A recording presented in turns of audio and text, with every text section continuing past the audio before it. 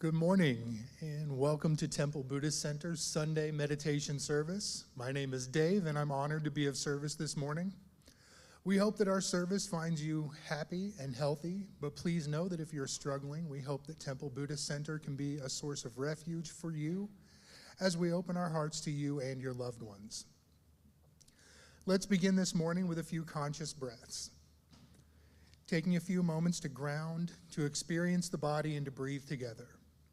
Conscious breathing is where you seal the mouth, breathe deeply through the nose, and pause for a moment before releasing slowly so the exhale is longer than the inhale.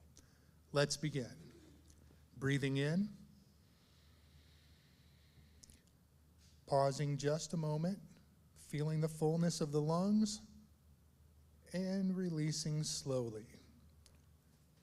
As you release, checking in with the body, just being aware of what is present and alive in the body right now. A second conscious breath. Pausing just a moment, ventilating this precious human form, and then releasing slowly. As you release, see if you can release any worry or concerns from the week. All the energy of doing, going, striving, accomplishing. Just allow yourself a few moments to cultivate the energy of being, not doing. And a third conscious breath together. And releasing slowly. And as you release, taking time to invite into your awareness the present moment, fully arriving in the here and now. Here at Temple Buddhist Center, we like to begin our service with a chant. Chanting is an integral part of every tradition, and it's not about being a singer, it's about having a voice. And Victor is going to explain our chant this morning. Thank you very much, Dave. Good morning, everyone. So our chant this morning is Om Shanti Sat Chitananda. Om Shanti Sat Chitananda. This is a chant from the Sanskrit tradition. Shanti means peace, and Sat Chitananda is a three-part word. That means truth, bliss, and consciousness. And also Om, many of you will recognize Om. Om is the seed sound. It is the sound of the universe, reminding each one of us that we are a beautiful note in a grand cosmic symphony forever playing. So let's take a conscious breath together. And as always, chanting is an opportunity for us to share not only in our voices, but our energy and express that which is most sacred within and sharing that with the world. Let's begin. Om Shanti Sat Chitananda. Om Shanti Sat Chitananda. Om Shanti Sat Chitananda. Om Shanti Sat Chitananda. Om Shanti Sat Chitananda. Om Shanti Sat Chitananda.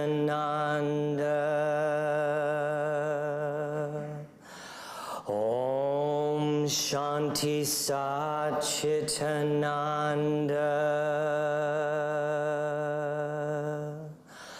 Om Shanti Sat Chitananda. With a smile. Om Shanti Sat Chitananda.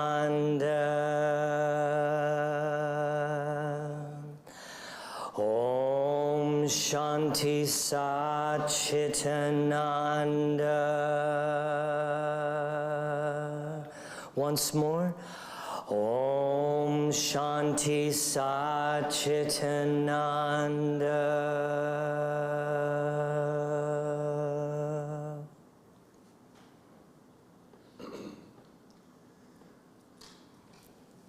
Here at TBC, we practice Western Buddhism, a blend of Eastern philosophy and Western psychology. This new and exciting This new and exciting form of spirituality is dynamic, inclusive, active, and focuses on core Buddhist insights, mindfulness, meditation, and their practical application in daily life. Our goal here is not to get everyone to agree on one lineage or philosophy. Rather, it's on cultivating a shared experience of mindfulness, oneness, and love.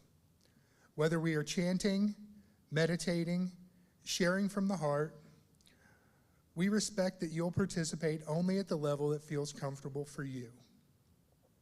We take refuge in the three jewels and acknowledge these core values as expressions of the awakened mind: the Buddha, the Dharma, and the Sangha.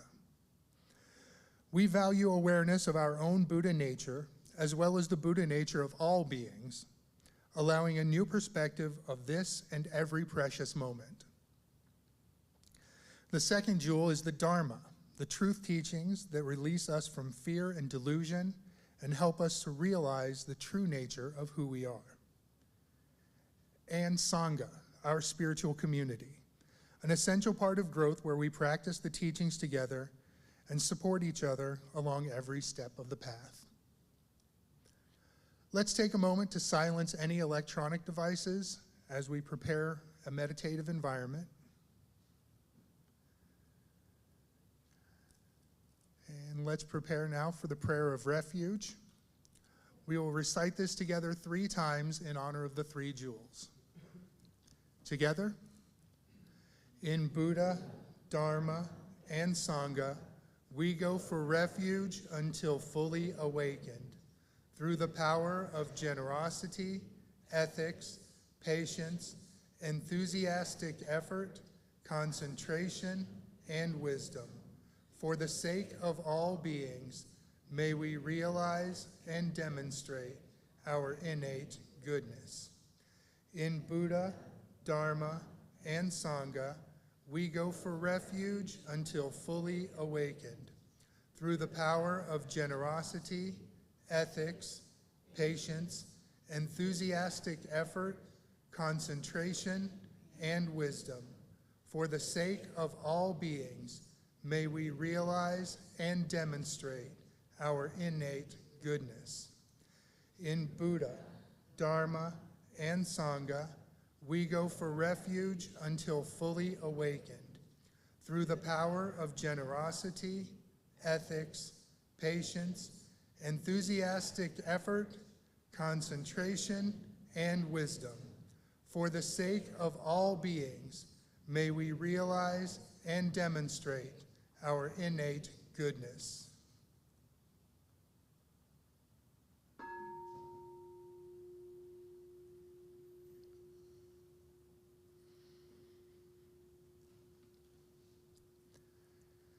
As we enter a time of meditation, if you have an extensive practice, then I invite you to practice in a way that is fitting for you this morning. If you're new to meditation, we'll begin with an opening dedication. We'll sound the bell 3 times. There will be a brief guided meditation, and then we'll spend approximately 12 to 15 minutes in noble silence. Let's begin by breathing together.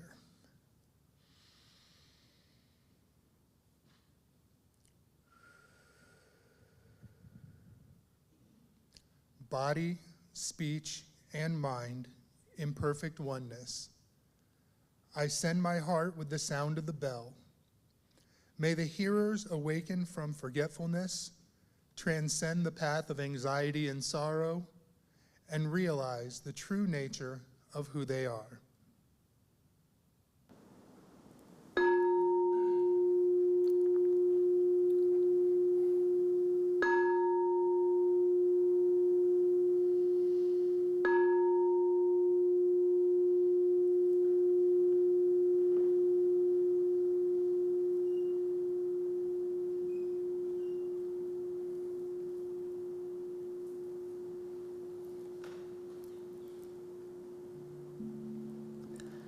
And as the sound of the bell recedes, showing us the way into stillness,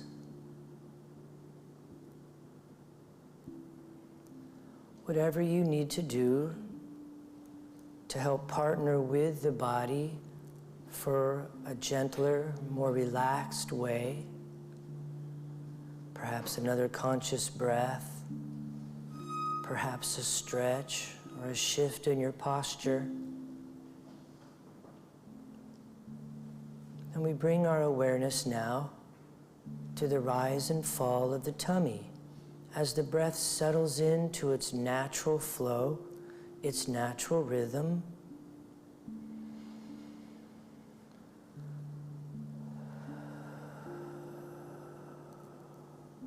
And with every out-breath, we find a new level of ease.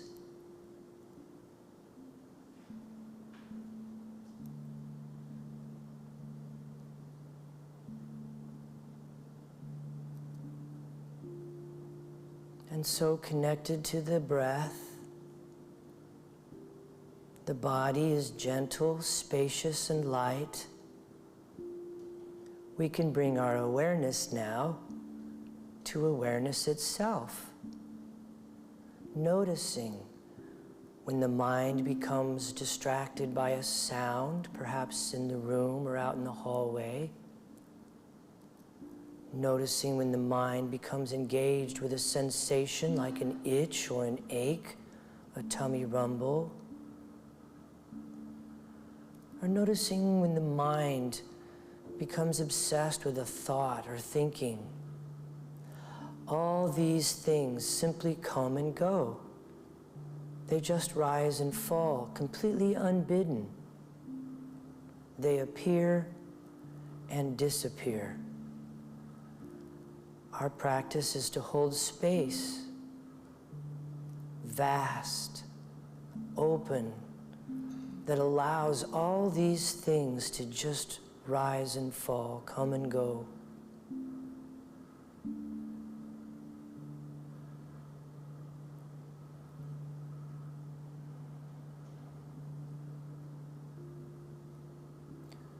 Pema Chodron likes to remind us that we are like the sky. Everything else is just weather. And so, connected to the breath, the body is gentle and easy, spacious and light. The mind is clear yet receptive to whatever arises. And the heart is open. We can move more deeply into our meditation, into the stillness.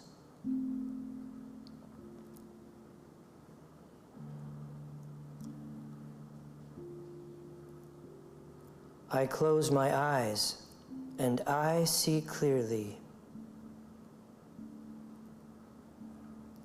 I stop trying to listen and I hear truth. I am silent, yet my heart sings. I seek no contact and find union. I am still and move forward. I am gentle and need no strength. I am humble and remain whole, returning again and again to the breath, returning again and again home.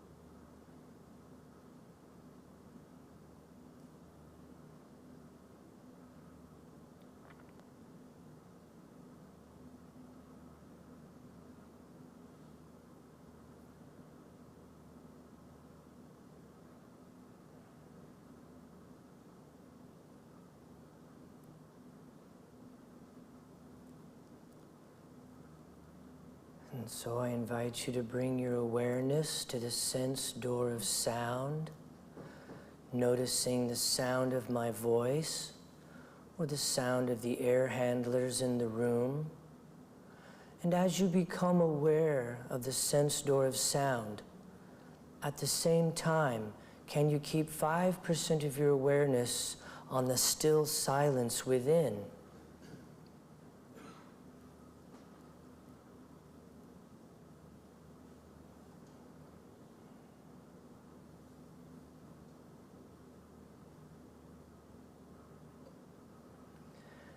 Next, I invite you to bring your awareness to the sense door of touch. As you feel the feeling of your clothing upon your skin, or you notice the sensation of the chair, the cushion beneath you. As you become aware of material, matter, form, at the same time, can you keep 5% of your awareness on the formless? In other words, awareness of awareness.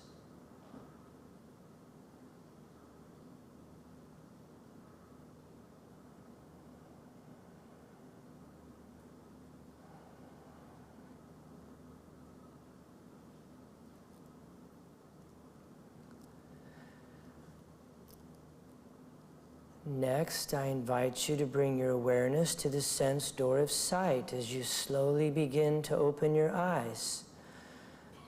Just slowly allowing some light in, letting the objects come to you, not focusing hard on anything.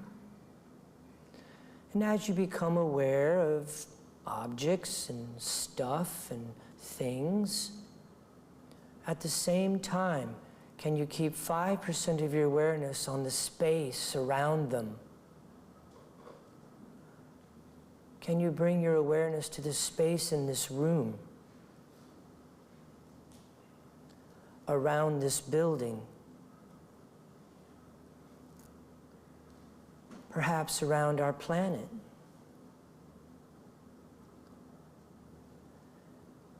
And next, I invite you to bring your awareness to the breath as we take a conscious breath together.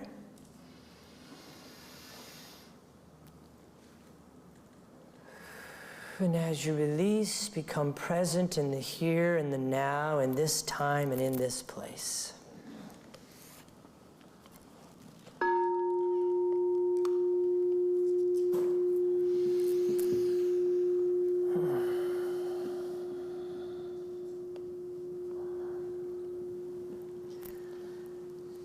Thank you, Dave. Good morning, everyone. Happy equinox or happy autumn. Happy, I don't know, the Plaza Art Fair is going on. There's so many reasons to be happy. You just choose one and happy that. We also want to welcome all of our wonderful Sangha members around the world. So many people joining us from so many places, so many different communities and walks of life. Colors, I mean, the Plaza Art Fair, I went last night. For those of you who aren't in Kansas City, it's a giant art festival right here around where the temple is located on the plaza. And so I went last night. Oh my goodness, so many shapes and sizes and colors and textures and smells. And that was just the people. I mean, the art was amazing. And then I came in this morning to set up for the service, and I got from one of our Sangha members in Georgia, I received a work of her art. It's a beautiful little art painting. It's maybe hard for you to see because of the glare of the lights, but it has a lot of depth to it and color. It's very organic, and I was just so thrilled to receive this on behalf of our Sangha and TBC. So apparently there's a Dharma talk about art coming soon, because you guys know that whatever is alive in my life is what will show up in a Dharma talk. So this morning the talk title is The Long and the Short of It, an old phrase. Eric keeps teasing me about all of my ancient idioms and old sayings. And so here's another one, the long and the short of it. So there is a story in the Zen tradition about, of course, an ancient Zen master who was sitting quietly in meditation, and after a few moments, a young monk ran by him. And then after a few more moments, the young monk ran by again. And this went on 3 or 4 more times. The young monk was just running past the Zen master. And so finally, the Zen master stopped him and said, "What are you doing?" And the young monk replied, "I'm chasing enlightenment." And the Zen master said, "Well, have you caught it?" And he hung his head and he goes, "No." And the Zen master said, "That's because enlightenment is chasing you. Sit here and be still so it can catch you." And so what we are looking for is looking for us. As practitioners, there is a natural relaxing into the processes of life, a gentle allowing of what is simply to be. Ken Wilber, the great author and teacher, writes that not only do we have everything we need right here and right now to awaken, but awakening itself is an accident. There is nothing that we can do to awaken. However, we can make ourselves a little more accident prone. And so the lesson today, the teaching, is an invitation to examine approaches to the practice and to reaffirm our commitment not only to ourselves, but to our loved ones, our community, and to the world through wise effort, also known as samavayana, wise effort. So let's take a look at these different approaches to the practice and perhaps help build a little bit of context for the work that we do on and off the cushion. So there are basically 2 different attitudes towards the practice.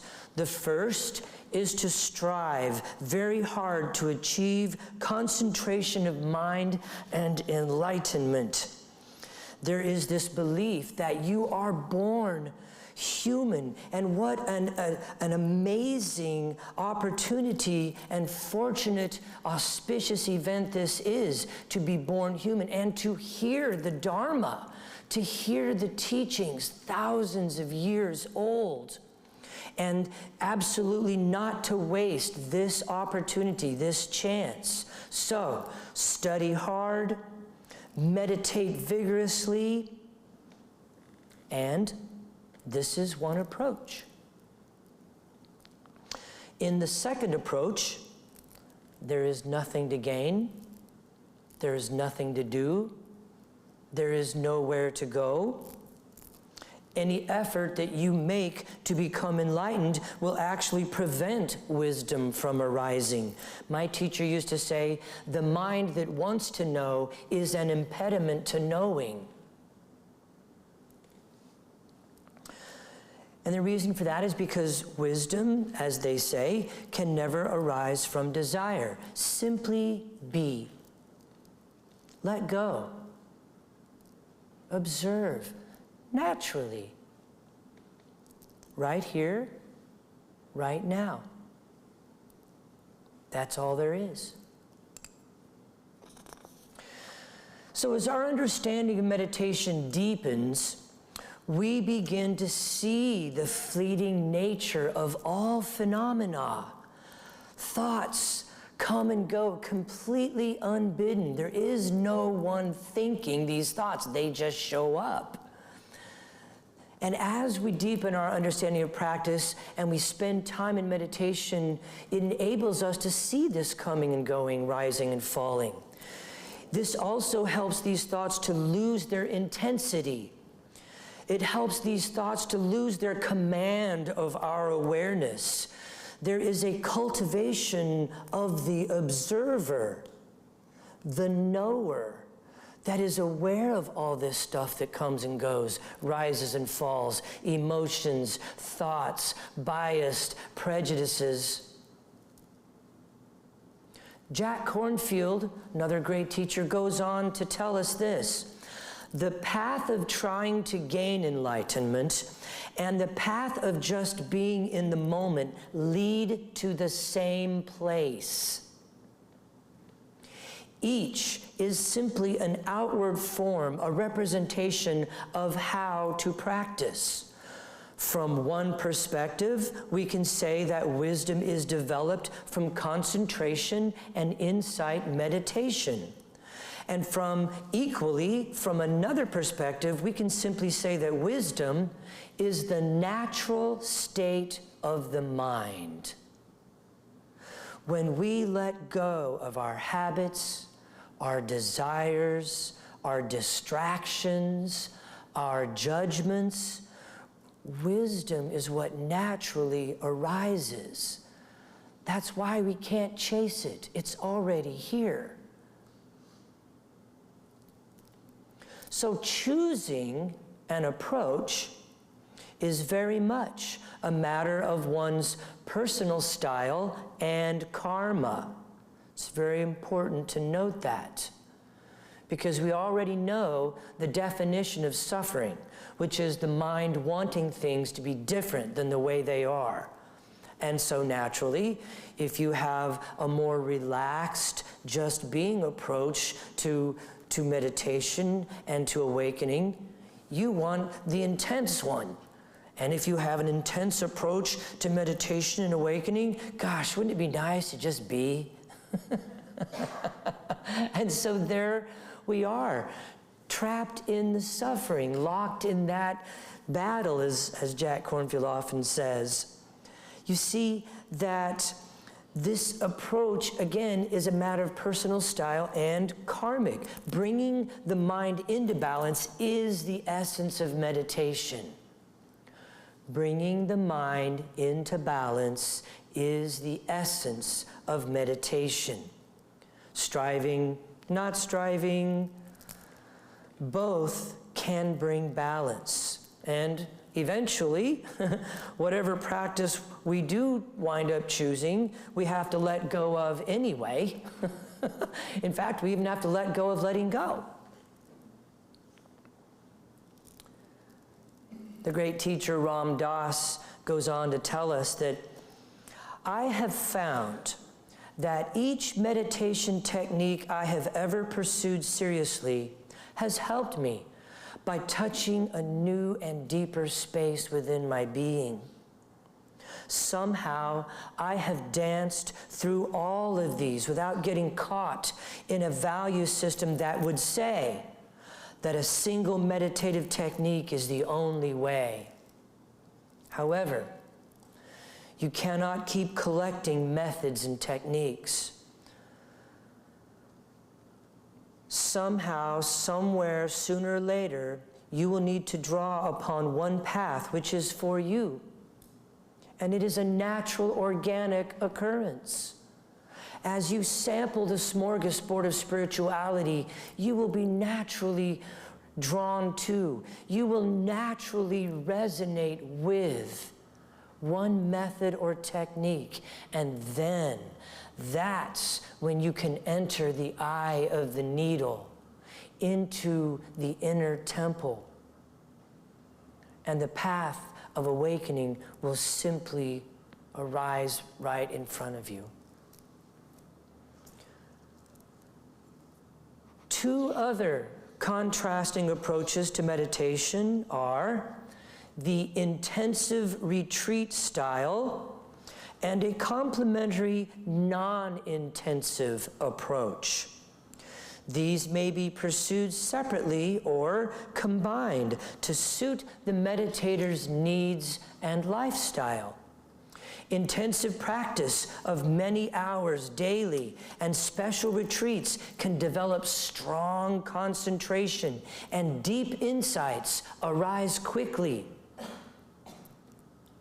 In these intensive sessions for days, weeks, sometimes even months, meditators will spend 15 or more hours a day sitting and walking in meditation. The mind becomes tranquil. And as the power of concentration and awareness deepens, sharp and abrupt insights will arise. Often, meditators at retreats like this will experience intense pain or perhaps bliss or various phenomena and distractions. For example, they may see lights or visions. They may feel their bodies floating or shrinking, or may experience spontaneous body movement like running back and forth in front of the meditation master. I've had people express interesting phenomena at the end of retreats, like one person said that they could see everybody's aura. They could see colors around people.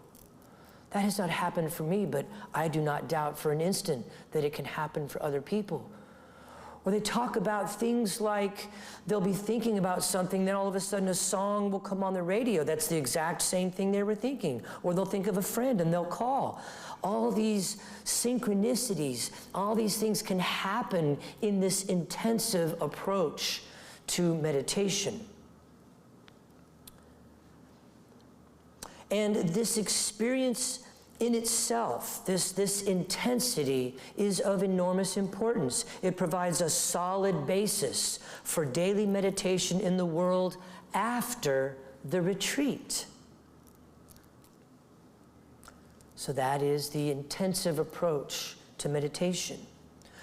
The non-intensive approach stresses practice that fits only into daily life to help develop wisdom in normal activities at a natural, normal, relaxed pace. It emphasizes that meditation is practicing a way of being and does not require an intense, isolated setting. The non-intensive approach allows for the gradual deepening of wisdom through daily sitting, through natural mindfulness of our activities. It is a path without flashy insights, extremes of bliss, and high concentration. This can be a difficult path to follow without the supplementary intensive practice. In other words, extended retreat. Because following the non-intensive approach, insights grow slowly. As practitioners, we can become discouraged. Self-doubt can become very loud. We can get discouraged. Also, it is sometimes hard to maintain our awareness in the midst of a busy life. At times, our desires, our boredom, our day-to-day pain make it hard to continue practice.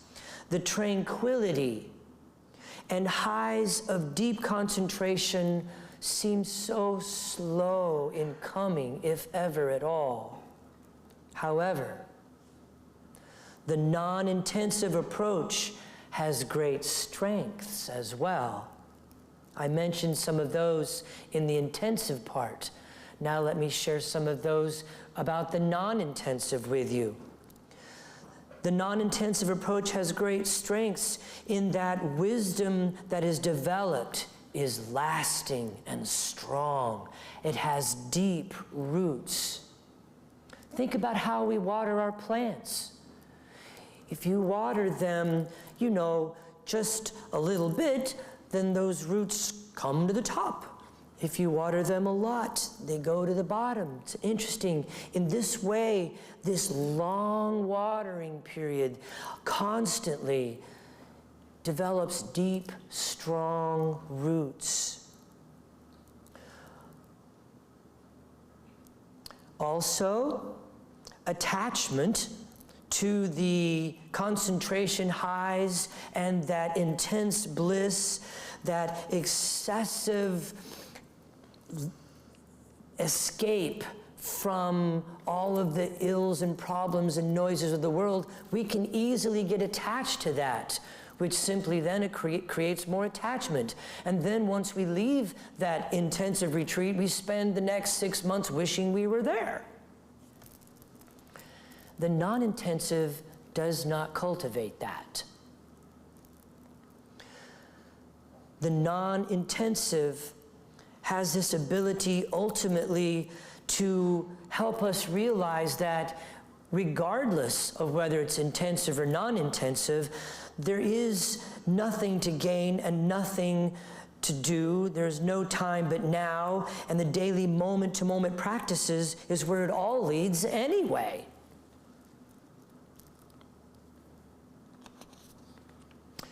Both the intensive and the natural daily practice were both recommended by the Buddha.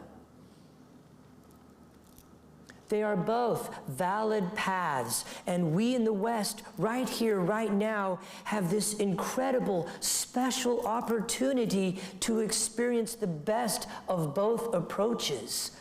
We can go online and sit and meditate and do a guided individual retreat online with some of the great teachers of our time. Do you realize how amazing that is? We have opportunities in our community to come and meditate for a day-long retreat, to kind of put our toe in the water. We have 4- and 5-day retreats coming up here at the end of the year. There are other communities around us that offer retreats. And so we have the daily practice. We even have apps that will remind us at random times with a bell that just shows up. Oh, mindfulness. Oh, drop in. This is truly an amazing time for practitioners. And so both these paths exist, and we are blessed to have all of this available to us, including these periodic intensive retreats, whether online or in person, and to continue all of this and combine it with our daily practice. Both of these help balance our lives, deepen our wisdom, and help us to release the entanglements of the world. Retreats are important, but wherever we are, right now, right here, is always the time to practice. And so I want to close with this poem by Mark Nepo called The Way Under the Way. For all that has been written, for all that has been read, we are led to this instant where one of us will speak and one of us will listen. If no one has ever placed an oar into this water, it doesn't matter how we come to this. We may jump to it, or we may be worn to it because of great pain or a sudden raw feeling that this is very real. It may happen in a parking lot where we break the eggs in the rain or watching each other in grief. But here we will come with very little left in the way.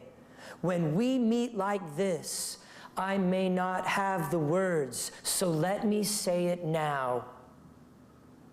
Nothing compares to the sensation of being alive in the company of another. It is God breathing on the embers of our soul.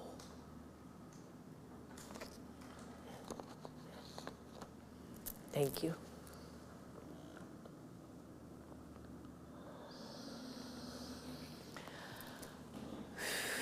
And so a conscious breath. Perhaps you need to shift your posture or stretch a little. As we shift now from our Dharma talk into a heart practice, metta practice. And this is not intellectual, it is not a conceptual practice, with the slight or small exception that we allow our imagination to bring an image into our mind's eye.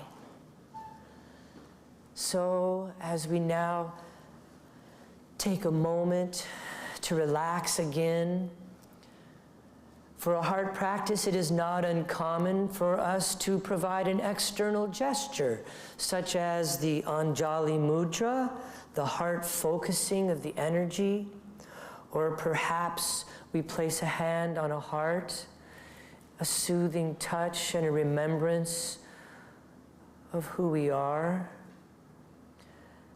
And so as we relax into this, some people also might like to just do hands on their thighs or their lap with the palms facing up, sort of broadcasting this love, this compassion, this joy, and this peace.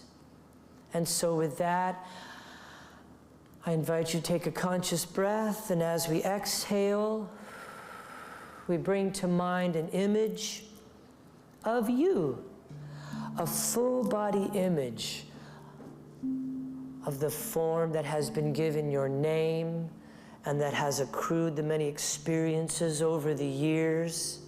And holding this full body image of you in your mind's eye, recite to yourself these words of metta practice. May I be filled with loving kindness. May I be safe from inner and outer dangers.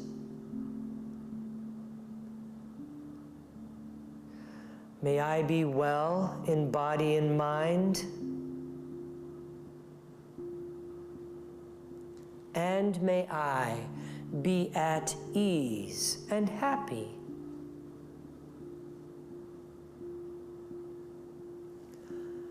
Conscious breath.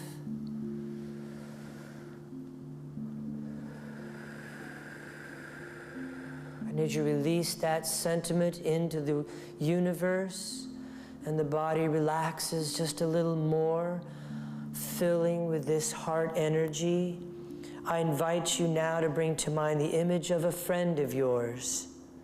Holding this image of your friend in your mind's eye, let us open our hearts as we send metta. May you be filled with loving kindness.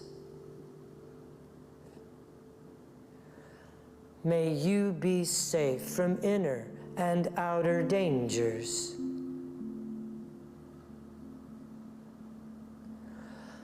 May you be well in body and mind.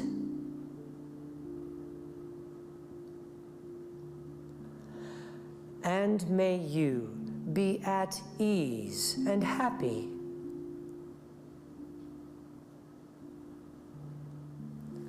Conscious breath.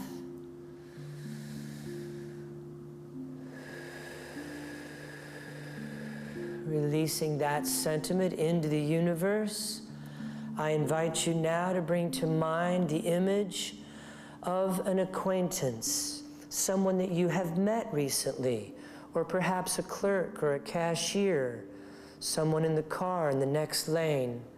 Holding this image in your mind's eye, let us open our hearts as we send metta. May you be filled with loving kindness. May you be safe from inner and outer dangers.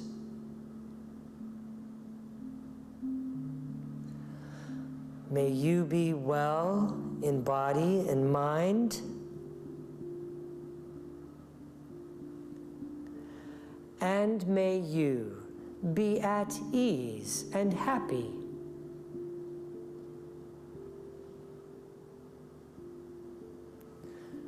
Conscious breath.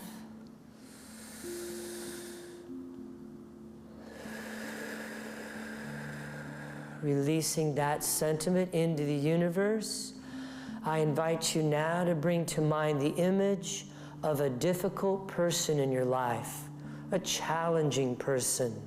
Could be a boss, a coworker, a classmate, a neighbor, or a political figure. And holding this image in your mind's eye, let us open our hearts as we send metta. May you be filled with loving kindness. May you be safe from inner and outer dangers.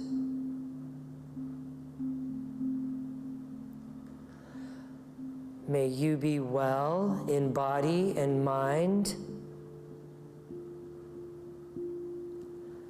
And may you be at ease and happy.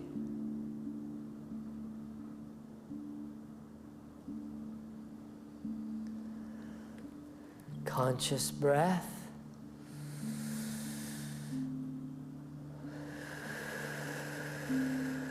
Releasing that sentiment into the universe. I invite you now to bring to mind the image of the world.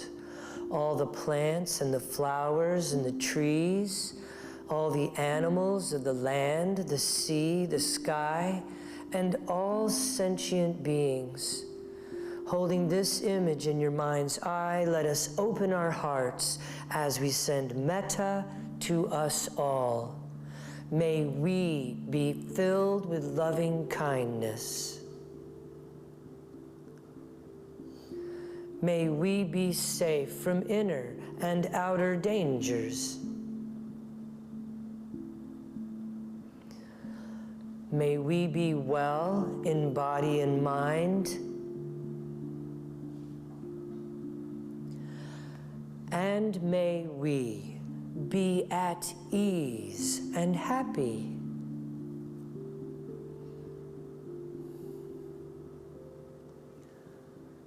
Conscious breath.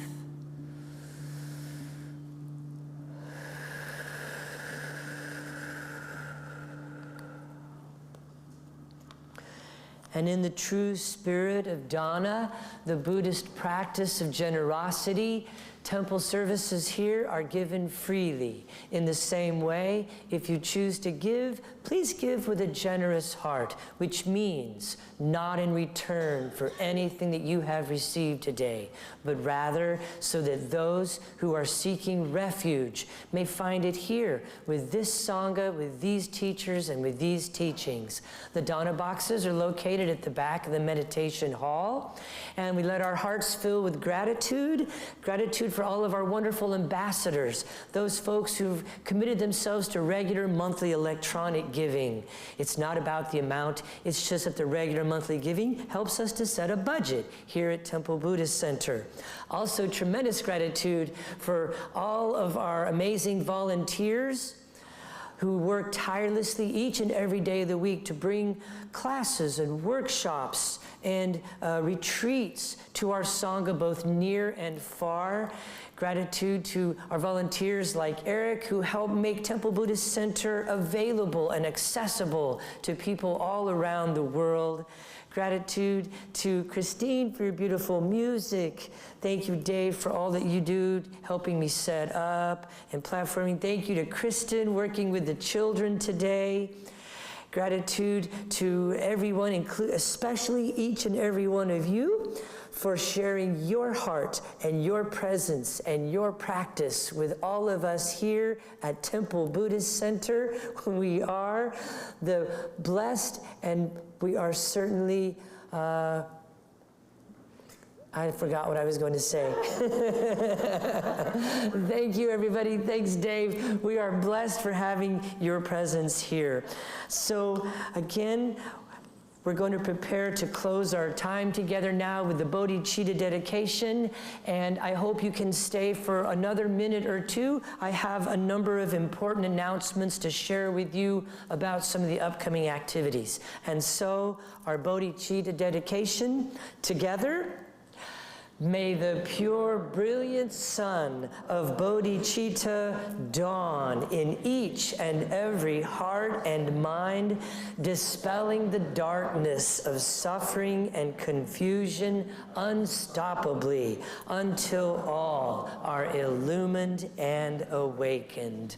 And with the palms of our hands together in front of our hearts, as we go forth now from this place, may we enter each moment in innocence, guided by the wisdom of our hearts. And as we open our hands, open our eyes, shine our light into the world. Namaste.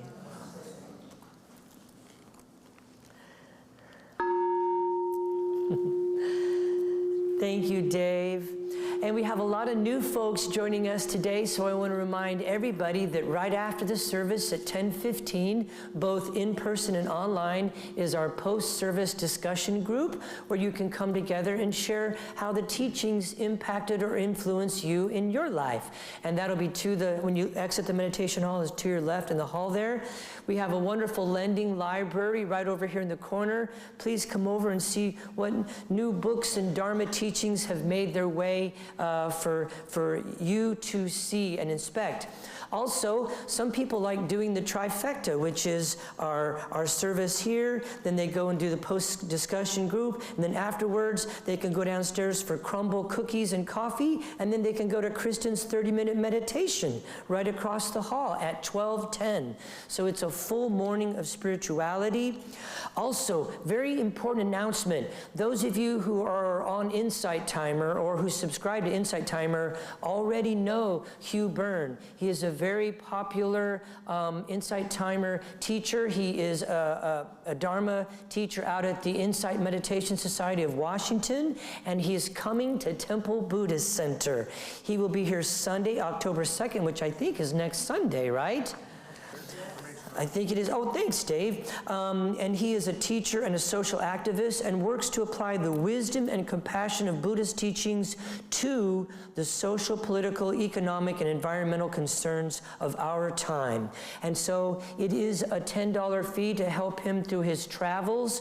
We are so blessed that this caliber of teacher wants to come and visit our little Sangha Temple Buddhist Center. So I hope you can make it to that. They do ask that you bring a mask with you. He's traveling and meeting in front of so many groups. It's only right to be able to make sure everyone stays safe. So I hope you can make it to that. It's October 2nd, 1 to 3. Are we still doing Interplay? Yay! So Beth is here. Our very own Beth leads Interplay every Sunday from 1 to 3, and an amazing opportunity to reconnect with that joy, that spontaneity of play in a very safe and structured environment. I have been. It is truly an amazing event. It's a lot of fun, and she is masterful at working with the energy and helping to keep people safe. Also, if there is anybody that has a truck or a large van, Beth, we have a lot of leftover stuff that we're donating from the rummage sale to a couple of the thrift shops that are sponsors for homelessness and things like that. Can they talk with you out front in the lobby right after the service? Okay, so there's Beth. If you have a truck or a big van and you are able to help take just one load over to the thrift shops, my goodness, that would be helpful, okay? We're also donating to Scraps KC, which is also another amazing organization here in Kansas City. And so, goodness, I think I've covered a whole bunch of stuff. Don't forget Buddha and the Bean every Tuesday morning at 9 a.m. Also, our Buddhism and recovery programs are vibrant and thriving. Every Sunday at 12:30, it is 12:30, is Buddhism and 12-step. Dave leads the Buddhism and recovery Dharma on Thursdays at 7. These are fantastic programs. These recovery programs are not substance specific. They can be process or substance oriented. So any of those you are welcome to. Every Tuesday evening is Tai Chi Cha, and that goes until December 20th. So Tai Chi Cha is a wonderful opportunity to bring meditative movement into your practice. It is a fabulous complement to our sitting practice. And, oh, how can I forget? Our big quarterly day-long retreat is coming up October 22nd. This will be co-led by Jenny Hahn and myself. And the topic or the theme is fear, masquerading as wisdom. And so I hope you can join us for a day-long silent meditation retreat. This goes hand in hand with what we were talking about today, especially those of you that have not had an opportunity to get an extended meditation or retreat in. This is a wonderful way to get started. And then we will always do our New Year's retreat, which is a 4-day silent meditation retreat, December 29th, 30th, 31st and 1st, and then you come home on the morning of the 2nd. And so I'll have more information about that out soon. All right, I think that's everything. Thank you everyone so much. Don't forget there's coffee and cookies downstairs. There is the discussion group. I wish you all peace and blessings, and I am saying go Chiefs, not goat cheese, as many people are going, why are you saying goat cheese? Thank you all, peace and blessings.